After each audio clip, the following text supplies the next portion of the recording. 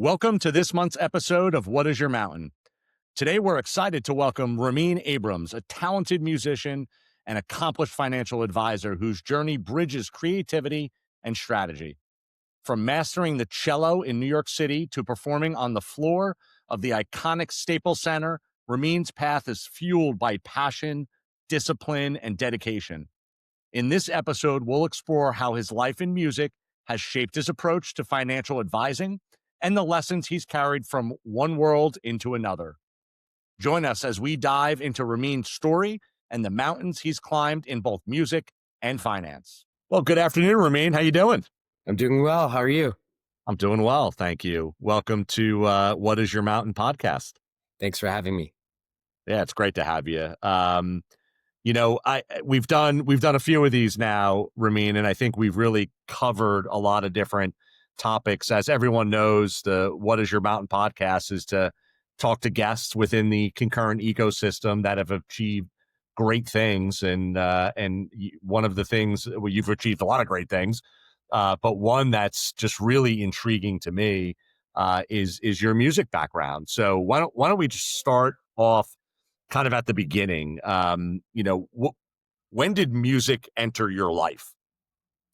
Thanks so much for the question. Again, thanks for having me. So music started at a very young age. For me, my brother, and my entire family, I started with the cello at age 2.5 years old in New York City through a program called Suzuki, a intensive program that goes from ages 2 to around 16 years old, from the fundamentals of learning music and rhythm theory, ear training, to picking up an instrument. So at a very young age, I started cello at the age 2.5, and I'm about 28 years into being a musician.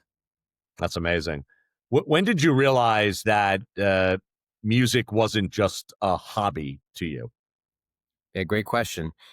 Growing up in New York City, being part of various ensembles from chamber, rock and roll, jazz, contemporary music, and orchestral, I had a lot of great opportunities to perform at some of the best venues in New York City.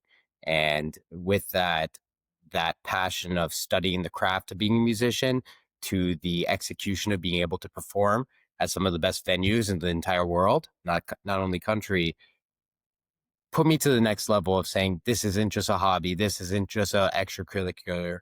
This isn't just a resume builder. This is something that's a lot of fun. This is something that I would really want to pursue. Yeah, absolutely. Can you name a couple of those venues that people will know? Yeah, sure. From Carnegie Hall to Madison Square Garden to even the Federal Reserve Bank. It's amazing. That's incredible.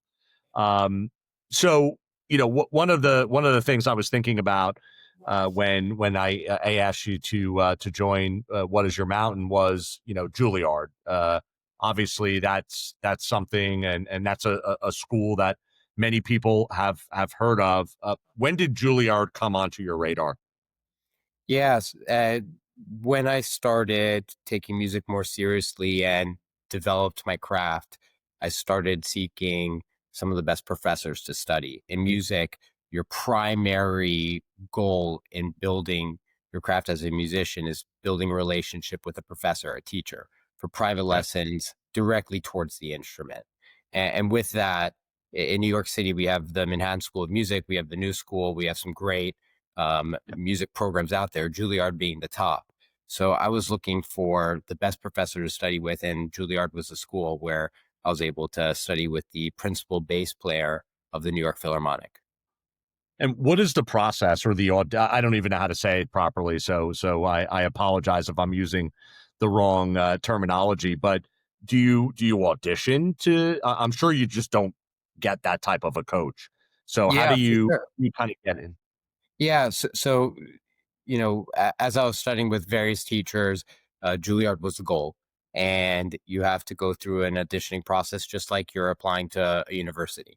And the skill set and the difficulty and competition is very similar to the Harvards and Yales from a conservatory level in music.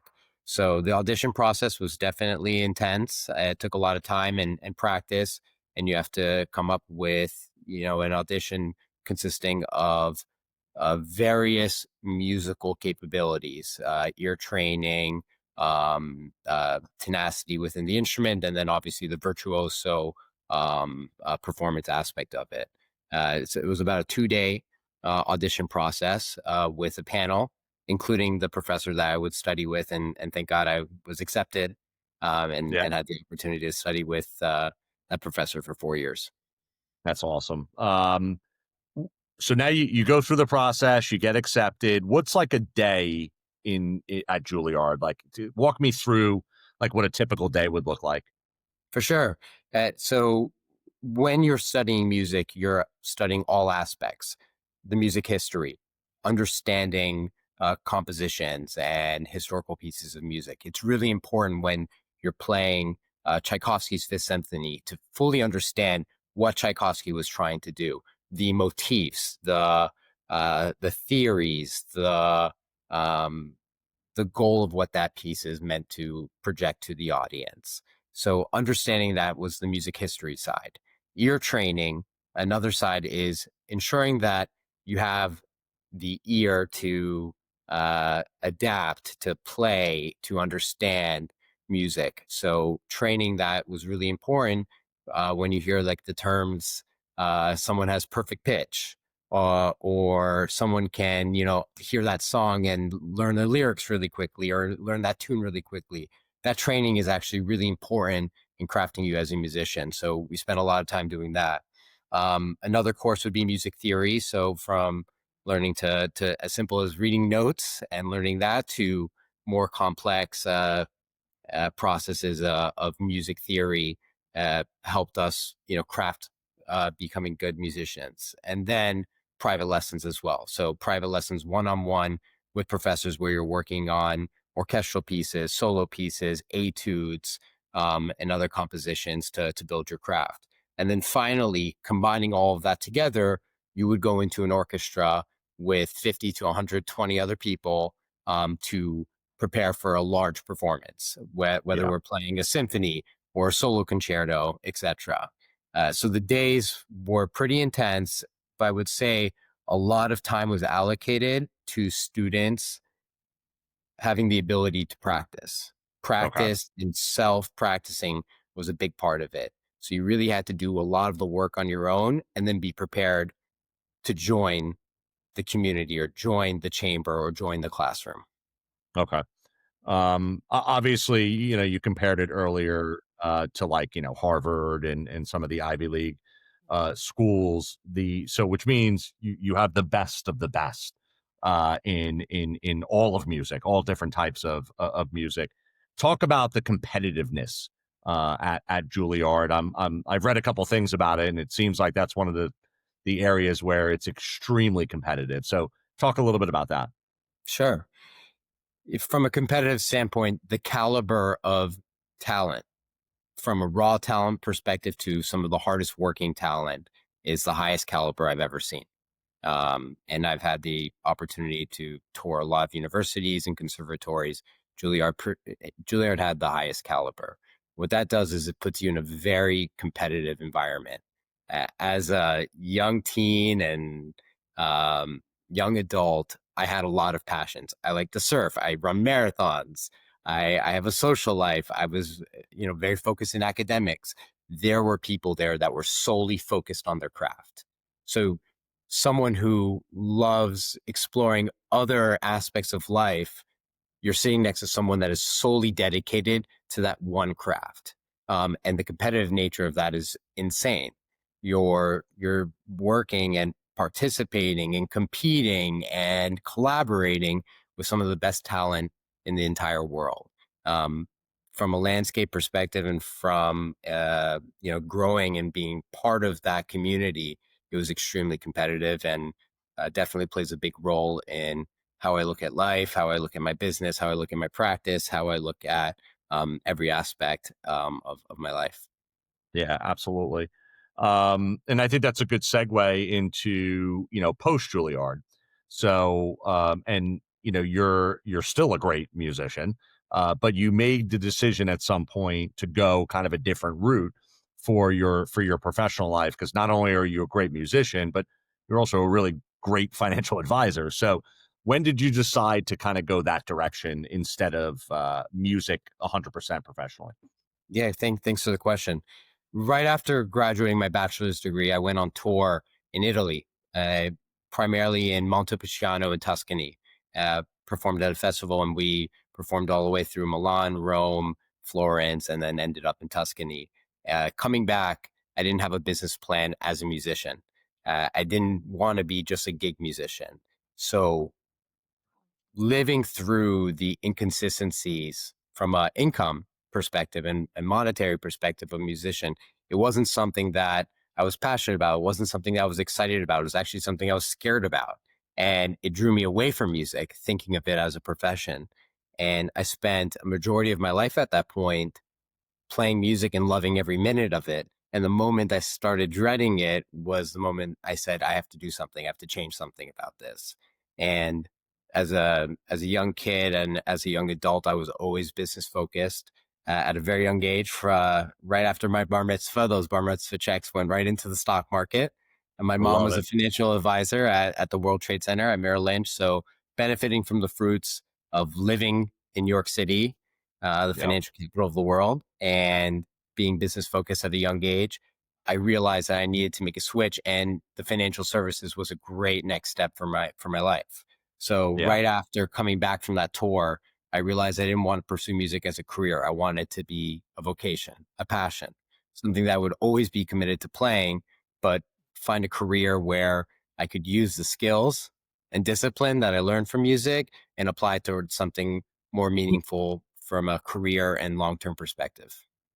Yeah, so let's talk a little bit about that too. As a financial advisor, obviously there's a lot of skills that a good financial advisor has, and then as a musician, there's a lot of skills. But where do you see the overlap? What skills have you brought over from your time at two and a half all the way through Juilliard that you now use in your daily life? Yeah, for sure. Uh, I would say that the discipline of being a world-class musician, of spending hours at end on every day preparing for an orchestra rehearsal or a private lesson or a performance, the discipline that it takes to be a professional musician is easily translatable to any career. But as a financial advisor, it is being prepared for client meetings. It's being prepared to onboard a client. It's being prepared to have those deeper conversations where you can take that personal CFO approach and be fully prepared to present a great financial plan, a great presentation to the client. Yeah. And because of your background in music, is that a niche of yours today? Do you have a lot of clients who are professional musicians? It's a great question. I certainly do. I would say the relationship that music, that I have with music that is translated to my practice is understanding the inconsistencies of income streams. I lived it. I had fear about it. And frankly, I think some of the most successful people um, live lives of inconsistency versus consistency, where you see the up and downs in terms of income, in terms of success, in the terms of failures. Uh, Me understanding that as a musician and at a very young age is translated to me understanding it from a financial advisor's role. And me being able to guide clients and plan accordingly allows my clients to take certain risks, understanding that there may be inconsistencies over the years, but we are planning, we are prepared for that. So long term, we have a good financial plan or a good financial strategy action plan in Yeah. place. Yeah, absolutely.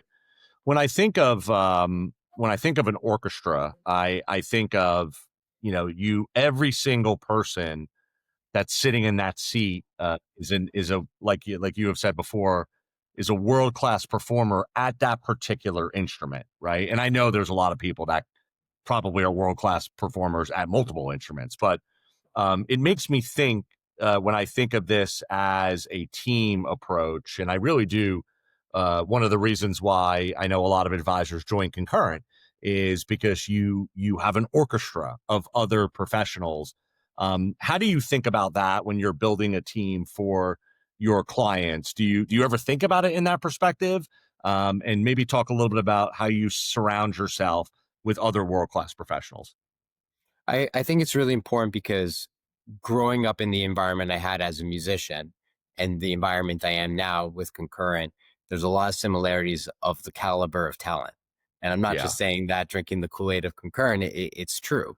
We have some of the most talented, caring, disciplined financial advisors in the industry. And at Juilliard and in my career with music, I was next to some of the best musicians in the entire world. And now I feel that way at Concurrent. And being able to piggyback off of their intellectual capital, or back at Juilliard, that musical capital, um, provides a lot of value in terms of what I can offer. So I think a team approach is really important as a musician and extremely important as a financial advisor. And I'm blessed with Concurrent, from estate planning to insurance to institutional retirement planning. We have all these specialists where I can take that macro outlook in terms of serving my clients to the best ability. But I can't do that if I'm trying to handpick stocks. If I want to Yeah. invest in value stocks, I'm going to piggyback off Warren Buffett, quintessential value investor. If Yeah. I want some assistance in estate planning higher than the caliber that I may be able to provide today, we have partners that specialize in that. So as a macro advisor, as an allocator, and as someone that's solely dedicated to serving clients, the ability to partner and to have teammates that have built a reputation on a specific style or a specific craft is invaluable to me as a financial advisor in that Concurrent. Yeah, absolutely. And we're lucky to have you too, Ramin. So Thank you. it's a good effective partnership. And I'm pardon the pun, but we can make beautiful music together. Exactly. Bad joke. Sorry. So w- how does music still play? Obviously, it still plays a big part of your life. So tell me a little bit about how music kind of impacts your life today. Sure. Personally, there's a deep family connection. My grandmother was an avid violist. My father is a bassoonist. My brother is a cellist, and I'm a cello and double bass player. So, from a family perspective, my father, brother, and I still play music together. In fact, this coming Saturday, we're playing at Carnegie Hall with a community orchestra. Oh, So, amazing. the ability to stay connected and have that relationship with my family through music is invaluable. From a from other perspectives, at a young age, I was really interested in supporting nonprofits and really interested in philanthropy. And as a financial advisor, I was very passionate about helping clients that were philanthropic.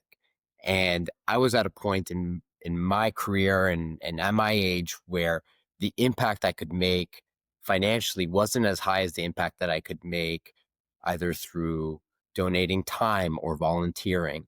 So right after I finished my bachelor's degree, I started volunteering to perform at nonprofit galas and events. Complimentary to support the organization. I thought that if I could save them 5 or 10 grand in musician costs, that could be a form of contribution as I build myself up. Yeah. So even today, I still play pro bono for nonprofit events, and it's a great way to learn about organizations, get involved in the community, and get involved in philanthropy. Oh, that's amazing. Yeah. We got to get you to play at one of the concurrent events. I think there are a couple other advisors. I think we're going to create the CIA band. Oh, that would be amazing. That would be absolutely amazing. Um, you mentioned this earlier in our conversation. It's going off on a little bit of a tangent, but I think it makes sense in the context of this podcast. You're also an avid runner, and you and I did a nice run together in Chicago not too long ago, and I think if I remember correctly, when we were doing that run, maybe every day. Do you run in Central Park every day? I try to. I try to. Okay. Yeah. So what's the mountain you're trying to climb for running right now? Y- for me, health is a massive priority for my life, and Yeah. I've just always felt that cardiovascular health is the number one priority for me. So if I could wake up and run a 10K or a 20K every day or every other day, it makes me feel healthy. From a mental perspective, it really helps clear my mind. Also, from a family perspective, my father is Yeah. a 26-time marathon runner. So Amazing. some of these passions or hobbies that I've accumulated through my life are also ways of connecting with my family. Yeah. But running is a big passion, and I've always wanted to say that I have a slight disregard for the impossible. Yeah. So doing that marathon or doing that Ironman is one of those mental challenges that helps me get over that mountain. Yeah. Yeah. I feel the same way as you know. I typically, if someone comes up to me and tells me I can't do it, that's it. I'm on my way. I almost like it. I almost ask for it for someone to say, well, you'll never be able to do that. Okay. Yeah, So exactly. game on. um, So, so let's talk a little bit about kind of your future mountains, and it could be a couple different things. Go in any direction that you want, but we've already talked about a lot of topics, whether it's music, building a financial planning practice, running. What's kind of your focus right now? Is it on more on the business side, more on the music side? But tell me a little bit about your next mount. Yeah, for sure. Well, I just climbed one of the mountains of getting married back in June. So, Congratulations! so Congratulations! the following mountain is building family, and that's a That's really amazing. exciting one. Just in my business, I'm helping a lot of families, and one of the things I love the most about my practice is that I have multi generations. I have grandparents, I have parents, I have kids, I even have grandkids as clients. So I've just been in front of it, and it's something that I'm very excited about. So I'm extremely excited to climb that mountain. From Yeah, a professional standpoint, I feel really blessed being close to Concurrent and being one of the few advisors in New York City.